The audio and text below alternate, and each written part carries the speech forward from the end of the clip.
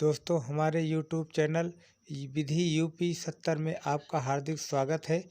ये कहानी एक भक्त बालक की है। कहानी इस तरह से है। एक बाल ग्वाल रोजाना अपनी गायों को जंगल में नदी किनारे चराने के लिए ले जाता था। जंगल में वह नित्य प्रतिदिन एक संत के यौगिक क्रियाकलाप देखता था। संत आंखें और नाक बंद कर कुछ यौगिक क्रियाएं करते थे। ग्वाला संत के क्रियाकलाप बड़े गौर से देखता था। एक दिन उससे रहा नहीं गया। उत्सुकतावश उसने संत के यौगिक क्रियाओं के बारे में पूछ लिया। बाल ग्वाल के सवाल पर संत ने जवाब दिया कि वह इस तरह से भगवान से साक्षात्कार करते हैं।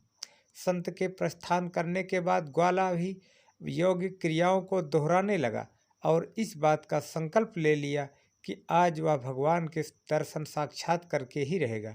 ग्वाले ने अपनी दोनों आंखें बंद कर ली और नाक को जोर से दबा लिया। श्वास प्रवाह बंद होने से उसके प्राण निकलने की नौबत आ गई। उधर कैलाश पर्वत पर महादेव का आसन डोलने लगा। शिव ने देखा कि एक बाल ग्वाल उनसे साक्षात्कार करने के लिए कठोर तप कर रहा है। उससे हट को देखकर शिव प्रकट हुए और बोले, वत्स मैं तुम्हारी तपस्या से प्रसन्न हूँ और तुमको दर्शन देने आया हूँ। ग्वाल ने बंद आंखों से इशारा कर पूछा, आप कौन हो? भोलेनाथ ने कहा, मैं वही भगवान हूँ जिसके लिए तुम इतना कठोर तप कर रहे हो। ग्वाल ने आंखें खोली और सबसे पहले एक रस्सी लेकर आया। क्योंकि उसने कभी भगवान को देखा नहीं था, इसलिए उसने के बोले, वत्स मैं तुम्हारी तपस्या से प्रसन्न हूँ और तुमको दर्शन देने आया हूँ। ग्वाले ने बंद आंखों से इशारा कर पूछा, आप कौन हो? भोलेनाथ ने कहा, मैं वही भगवान हूँ जिसके लिए तुम इतना कठोर तप कर रहे हो। ग्वाले ने आंखें खोली और सबसे पहले एक रस्सी लेकर आया। क्योंकि उसने कभी भगवान को नहीं देखा था, इसलिए उसके सामने पहचान का संकट खड़ा हो गया। उसने भगवान को पेड़ के साथ रस्सी में बांध दिया और साधु को बुलाने के लिए भाग कर गया।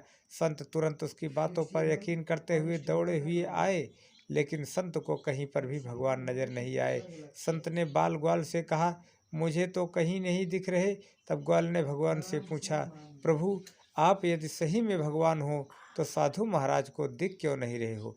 तब भगवान ने कहा, जो भक्त छल कपट रहित सच्चे मन से मुझे याद करता है, मैं उसको दर्शन देने के लिए दौड़ा चला आता हूँ। तुमने निश्चल मन से मेरी आराधना की, अपने प्राण दांव पर लगाए और मेरे दर्शन का दृढ़ संकल्प लिया, इसलिए मुझे कैलाश से मृत्युलोक में तुमको दर्शन देने के लिए आना ही पड़ा। जबकि साधु के आचरण में इन सभी बातों का अभी अभाव है।